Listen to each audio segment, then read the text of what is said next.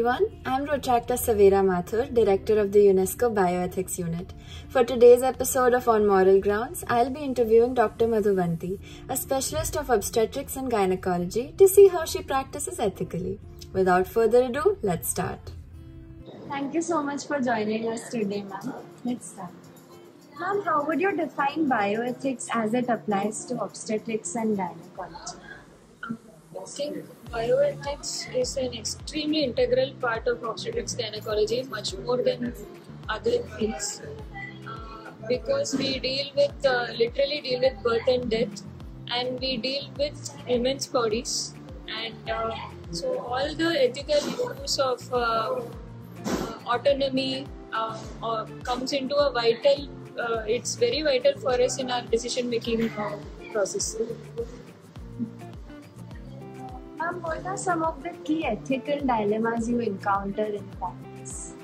Okay, one of the main thing, as I said, is autonomy. So it is a woman's body, it is her choice. But has she really understood what she is choosing? So many times women have made up their minds without really understanding what they are choosing. So, but we cannot make them do something that is against their wishes. So we have to ensure that we are able to convey exactly what are all the consequences of whatever they are choosing. So sometimes, so this has to happen over a long period of time. In an emergency, it's not possible. So many times we are in an ethical dilemma when a woman is demanding something which is probably not right for herself. That is what we face very frequently. Ma'am, how would you ensure patient autonomy is respected in the decision-making process? So, what we try to do is, in obstetrics and gynecology, there is a lot of split-second decision-making, and there is nothing that is predictable. Even like a low-risk mother who is about to deliver a baby, everything is going smoothly, and the last minute something happens and we might have to do an operation on her. So these things are very tricky to decide in the last minute. So the one main thing we can ensure to ensure that the patient has her autonomy is by talking about all of this well in advance. Like from the first visit, we keep on telling about what are all the possibilities. So then in the end, there is no issue. Now, how do you navigate ethical considerations surrounding reproductive technologies and interventions? Regarding reproductive technologies and interventions, I think it is one of the key aspects of ethics for the future, because we keep hearing about a lot of unethical practices going on.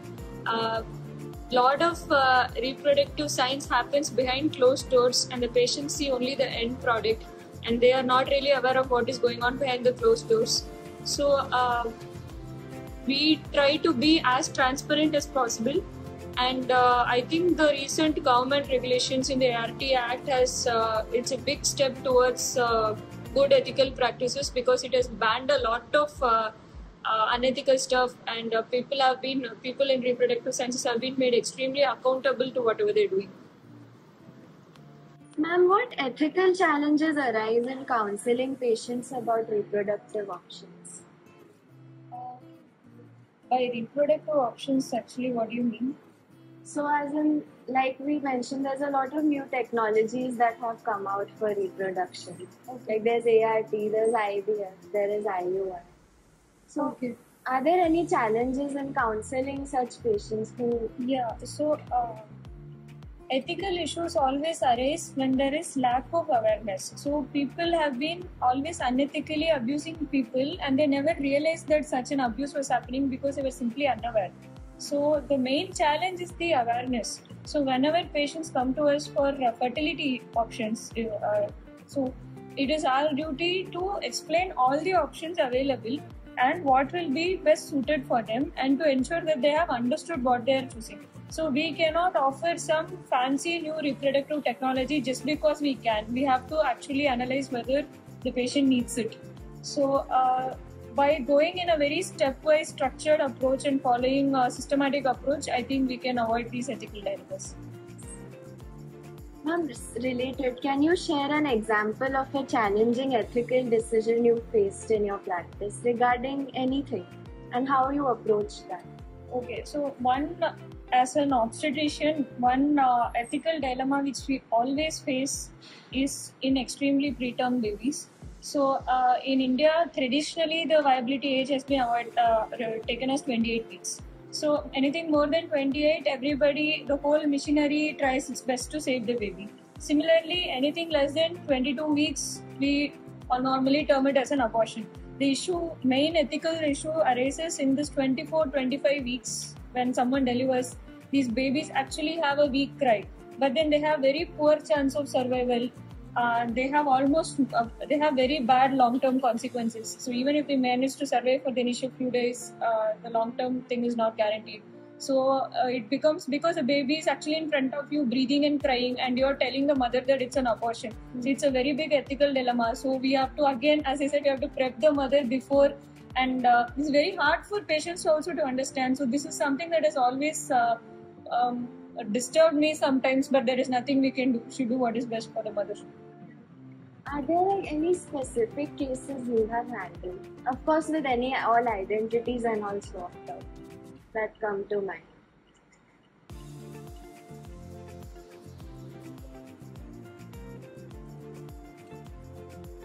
Yeah, sometimes we, especially when it comes to fertility, I still remember a couple the woman was in their late 40s and the man was, I think, 52, 53.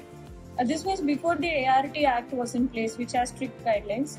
So they just had recently lost both their children in a road traffic accident, and they had come for fertility. The woman wanted to get pregnant.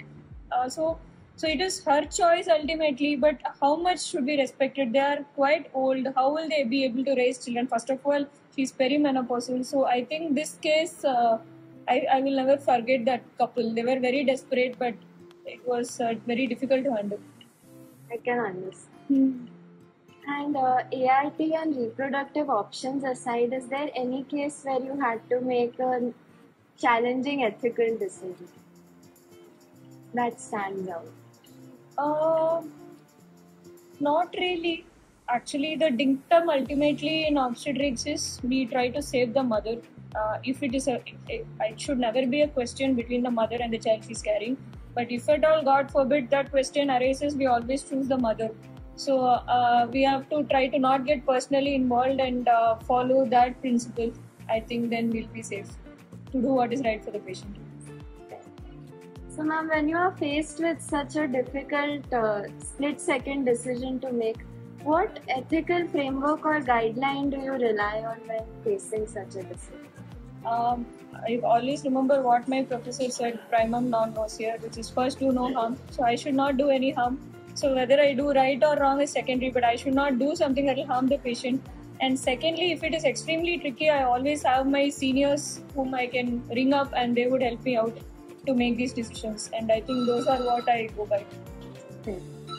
Ma'am, how would you handle any end-of-life care decisions in obstetrics and gynecology?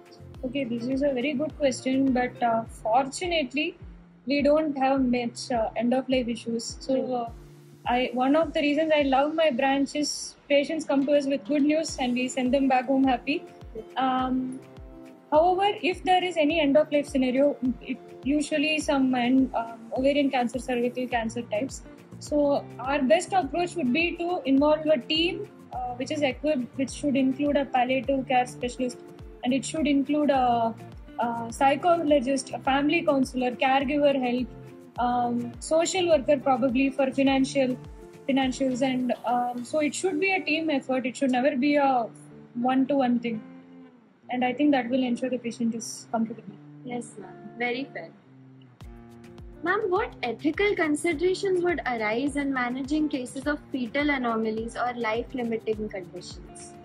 In the fetus? Yes. So, fetal anomalies. So, India is very tolerant on termination of pregnancies. So, in fact, we are much more progressive than Western countries because we give full right to the woman to choose. We don't need anybody's signature actually, other than the woman. When there is a fetal anomaly, it is very important for us to judge whether it is just one isolated anomaly or a bunch of things. So if it is a bunch of things, there is very less chance that the baby will do well. So the questions to be asked are whether the baby will survive or not. If the baby is not going to survive at all, then why to carry the pregnancy full term? Then if the baby will survive, how much compromised he or she will be? There are many disorders where the baby might survive for a few months or 1 or 2 years. And then if at all it is a survivable disorder, what is the quality of life that child will have? And if it is a surgically correctable issue like severe congenital diaphragmatic hernia, then what are the surgical options that are available? Is it possible to surgically correct these issues after the birth of the child? So after answering all these questions, if we realize that the baby is going to have very poor quality of life or is not going to survive or not surgically operable, then we would advise termination. Otherwise, we would give the option. It is still her choice. We would give the option and explain all of this and make the woman only decide. So even if the woman if she has a Down syndrome and she wants to carry it, we have to explain that a Down's baby will have this. Okay. And the one way of ensuring she has understood is by what I do is I make them repeat whatever I have said. Okay. And it is never a single setting. We take our time, take a couple of weeks. There is no hurry to terminate pregnancy, right? Yes. So take a couple of weeks, take 3 weeks. There is a lot of time for us. We have time till 24 weeks in India. So we repeatedly speak to them, make sure they are understanding the consequences of what they are choosing. And if they want to have a Down's baby, let them have it. We have no one to stop them. We can only explain the consequences. Okay. How does bioethics influence professional conduct and accountability in your specialty? Does it play a very prominent role? I think the way we are trained and the way we should be trained, it should not play a prominent role because these are all unwritten rules which everyone follows. It's not a big thing. So basically, when you're practicing, the way in the CBME curriculum, we are taught 4 pillars of bioethics. Do you keep it in mind that way, or is it just something that kicks in instinctively when you are faced with a decision? See, we didn't have a separate course, but I am understanding that you mean beneficence, Yes, non-maleficence. that is what, and correct. autonomy and all that. Correct. So we were also taught that. I think Pharmac had taught us that. Anyway, so I do keep it in mind, but not actively. It is there in the back of my mind. This is something which is very important for young doctors. And once you get that foundation, I don't think you need to actively remember the 4 pillars in actual practice. It will be something that is inherent in the way you approach patients. I think that is what they are trying to teach us also. Speaking of education, ma'am, what role does ongoing education and training play in addressing any ethical issues in your practice? Ongoing training plays a very key role because we don't know. In medicine is a very unique specialty in which we just copy our seniors. So whatever is being followed, we tend to follow unless there is some intervention. So for example, one intervention I experienced was a respectful maternity care workshop during my residency. I used to think that I was a kind doctor, but that workshop really opened my eyes, in which they spoke about how to speak to patients who are in labor, the Lakshya guidelines. So I think this one workshop made a lot of difference in me. So I'm sure that such interventions and ongoing training will make a lot of difference. And ma'am, with putting aside educational advances, with advances in technology specific to OBGYN, what new ethical challenges do you think could come up?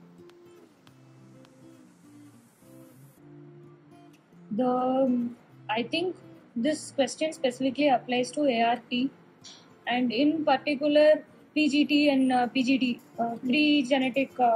pre-implantation genetic testing or diagnosis.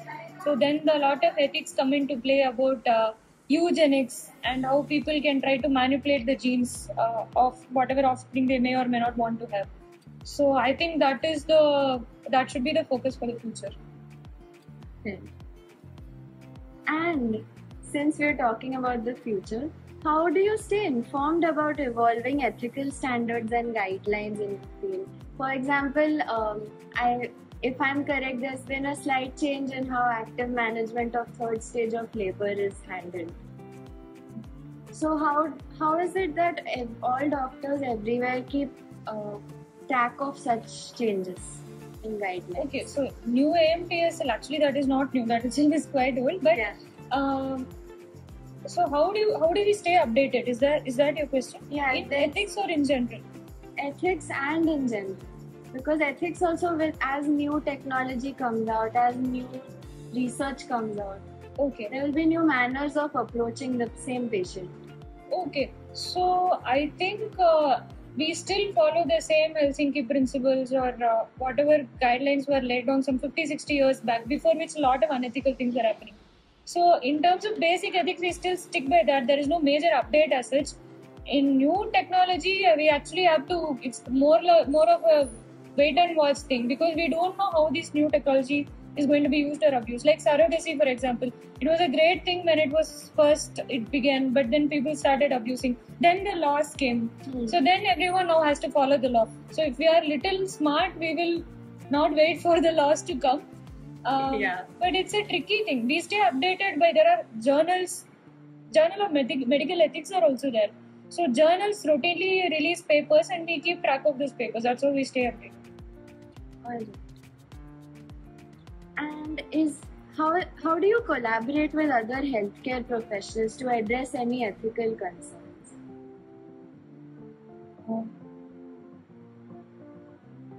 I think nurses, counselors, and social workers play a role. So, as I said, we always have to work as a team. We think you're a lone wolf, you're not going to do good for the patient. We try to involve as many people as possible who are specialized in their own ways, and that is how we involve them. So really, teamwork makes the dream. It does. Provided all the members in your team are good. Yeah. It can go ulta also. Yeah, so if there's any problem in a patient, say you are handling, and you're not very sure what would be the right ethical way to handle it, would you go to, say, the unit head and ask for their Always. Or I would go to my immediate senior, who would go to their senior, and so on. So the hierarchy is always in place. It is not so much as authority, it is more like helping and guiding. So that's how I have been very fortunate to have such seniors who are my mentors. So we are always free to approach our seniors. Yeah. Okay.